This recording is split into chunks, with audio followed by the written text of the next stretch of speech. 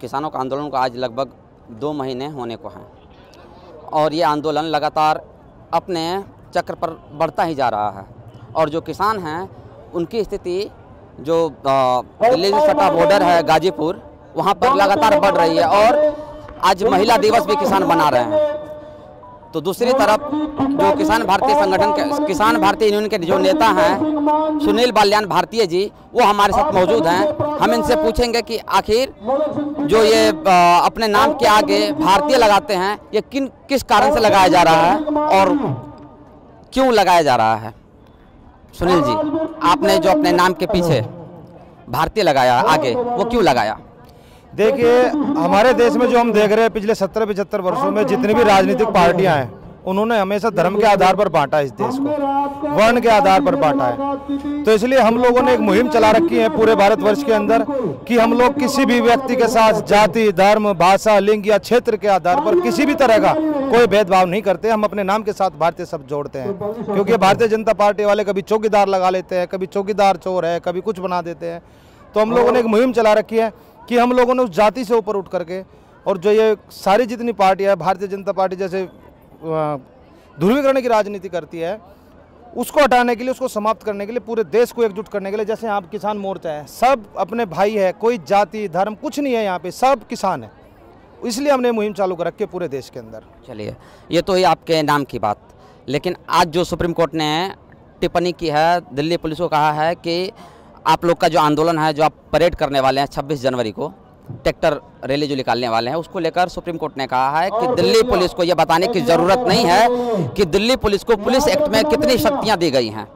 कहने का तात्पर्य है कि सीधा सीधी सुप्रीम कोर्ट ये कह रही है कि पुलिस अपनी कार्रवाई कर सकती है अगर आप लोग अपनी रैली को निकालते हैं। तो इस पर क्या कहेंगे आप? देखिए, संविधान ने हर किसी को किसी न तरह की शक्ति दे रखी है, और रही पुलिस की बात, पुलिस को भी जो शक्तियां हैं वो दी हुई है, लेकिन पुलिस अपनी शक्ति को समझ नहीं पाती। ये चलती है सरकार के इशारों पे।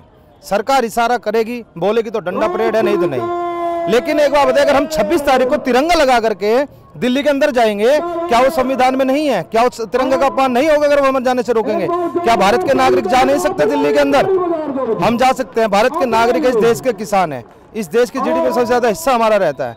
इस देश का 80% व्यक्ति किसान है, और अगर हम लोग भी दिल्ली में नहीं जा सकते तो कौन जाएगा? इन जो नेता लोग बैठे हैं और जितने पुलिस वाले हैं, किसान, ये नेताओं को तो किसानों ने चुन के भेजा है, और जो रोकने वाले हैं पुलिस वाले, वो कौन है? वे किसानों के बच्चे ही तो हैं। बड़े बड़े कमिश्नर उनको ऑर्डर देंगे, वो अपने माँ बाप के ऊपर तो लाठियां चलाएंगे, लेकिन वो चलेगी कब? जब सरकार इशारा करेगी तब। लेकिन अगर पुलिस को अपनी सही शक्तियों को पता है तो सबसे पहले तो नेताओं को ढंग बैठाओ ना, जो उनसे ऊपर से इशारा करते हैं, बताते हैं कि भाई इन लोगों को नहीं घुसने देना, वो करना। पुलिस अपने हिसाब से खुद करो, अनुशासन में आकर के देखे कर लेगा। लेकिन ये सेंट्रल गवर्नमेंट के अधीन है, हमें पता है चलती कहां से है, बटन वहां से दबेगा तब पुलिस आगे चलेगी। सुप्रीम कोर्ट ने जो कहा है उस पर क्या कहेंगे आप? देखिए, सुप्रीम कोर्ट का जो फैसला है वो सर्वमान्य मानते हैं, हमेशा से मानते हैं, क्योंकि उससे बड़ा न्यायालय हमारे पास नहीं है। लेकिन आज भी कुछ देखने को ऐसा मिल रहा है, जैसे किसानों के हित में जो इन्होंने बात की है, अभी एक कमेटी बनाई, उसके अंदर वही लोग उन्होंने इकट्ठे किए, जो 4 व्यक्ति है, जो हमेशा से उस बिल के समर्थन में है। तो अब तो कुछ ऐसा होने लगा कि हमें अपनी सुप्रीम कोर्ट पर भी थोड़ा शक होने लगा कि जो सरकारी पार्टी, जो सरकारी हमारे महकमे है, वे लोग भी, और जो हमारी कोर्ट है, वो भी शायद कुछ सरकार के इशारों पे चलने लगी। चलिए, बात तो ये सुप्रीम कोर्ट पर रही, लेकिन दूसरी बात यह है कि कल कृषि मंत्री ने खुलेआम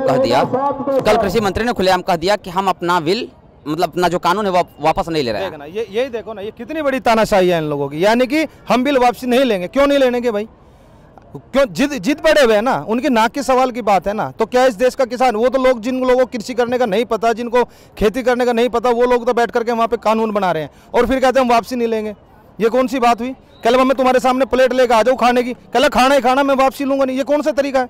अगर जबरदस्ती खिला रहे हो, अरे हमें नहीं चाहिए भैया, क्यों नहीं लेंगे वापसी? वापसी तो लेना पड़ेगा, आज नहीं लेंगे तो कल लेंगे। हम तो तैयारी में बैठे हैं, नहीं तो सरकार पलट के लेंगे, वापसी तो जाना ही है। मतलब आपका कहने का तात्पर्य है कि आप जब तक बिल वापस नहीं होगा तब तक आप यहाँ से हटने वाले नहीं हैं? 2024 मई तक हम यहीं पर डटे हुए हैं। 2024 मई भाजपा गई तब तो वापसी होगा, तब तक यहीं डटे हुए, यहाँ से कहीं नहीं जाएंगे हम लोग। मैं अपने कैमरामैन से बोलूँगा कि वहाँ कुछ मटकियाँ रखी हुई है, उसको दिखाने के लिए, और उसके बारे में मैं पूछूंगा सुनील जी से कि आखिर ये मटकियाँ कहाँ से आई हैं, क्यों आई हैं और इसमें क्या है। अब मैं कहूँगा कि हाँ, दिखाने के लिए कहूँगा। सुनील जी, जो ये मटकियाँ आई हैं, जो जिसमें ये मिट्टी रखा हुआ है, कुछ में फूल लगाया हुआ है, ये आखिर कहाँ से? इन मटकियों को ध्यान से देखना, हर मटकी के अंदर मिट्टी होगी जो देश के अलग अलग ज़िले से आई हुई है, और हर ज़िले से मिट्टी आई हुई है, जगह जगह से आने लग रही है। हर आदमी अपना समर्थन दे रहा है। हम लोग भी अपने गांव से अपनी मिट्टी लेकर के आ रहे हैं, अपने खेत की मिट्टी, ताकि हम उस मिट्टी को देख करके यहाँ पर पे अपने खेत के दर्शन कर सके। और ये सरकार यहाँ देखना नहीं चाहती कि यहाँ पे कितनी एकता है, कितनी अखंडता है, और हमेशा इसको दूर करने का प्रयास कर रही है। और ये पूरे देश से, हर राज्य से यहाँ पे मिट्टी आएगी। ये अब जब हमने मुहिम चला दी है और हर राज्य से मिट्टी आ रही है यहाँ पे। मैं अपने कैमरामैन को बोलूँगा कि इस अखबार को दिखाएं अपने कैमरे पर। ये जो अखबार है, ये आप लोगों ने निकाला है, मोर्चा। आखिर इसकी ज़रूरत क्यों आन पड़ी आपको कि आपको अपना अखबार निकालना पड़ा? देखिए, जो गोदी मीडिया है वो हमारी खबरों को नहीं छाप रहे हैं और हमारे विचारों को दूर तक नहीं जाने दिया जा रहा है। तो किसानों ने अब सोचा है कि अपना ही जो न्यूज़पेपर है क्यों ना निकाला जाए और अपना न्यूज़पेपर उतार करके लोगों तक अपनी बातों को पहुंचाया जाए, अपनी जो सच्चाई है यहाँ की उनको बताया जाए। क्योंकि जितनी भी गोदी मीडिया है वो गोदी मीडिया दिखाने का प्रयास नहीं करी, क्योंकि वो हमेशा झूठ दिखाने का प्रयास करती है। कभी खालिस्तानी बता देती है, कभी आतंकवादी बता देती है, कभी यहाँ आकर के इन किसानों का दर्द नज़र नहीं आता। आज हमारी माताएं बहनें इतनी यहाँ आकर के बैठी हुई हैं इस दिन ठंड के अंदर, लेकिन किसी को इस चीज़ का तरस नहीं आता कि किसान यहाँ पे आकर के क्यों बैठा है सड़क के अंदर।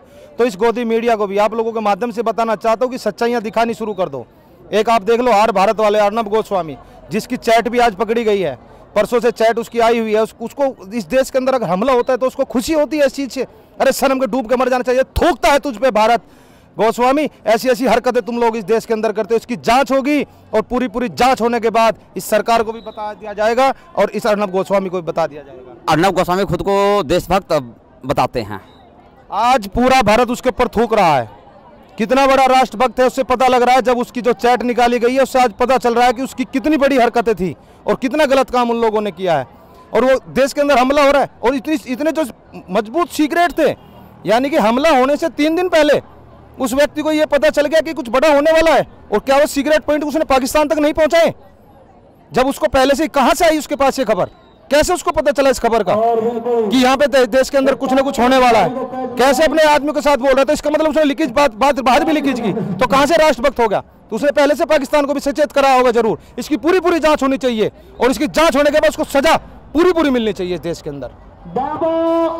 तो आप देख रहे हैं कि किस तरह से किसानों का गुस्सा और लोगों का गुस्सा सामने निकल कर आ रहा है। जो आज की मीडिया की जो सच्चाई है उसको लेकर किसान आक्रोशित हैं, जिस कारण वो आज अपना अखबार निकाल रहे हैं, अपनी वेबसाइट बना रहे हैं और कह रहे हैं कि मुझे ये गोदी मीडिया पर बिल्कुल भी भरोसा नहीं है।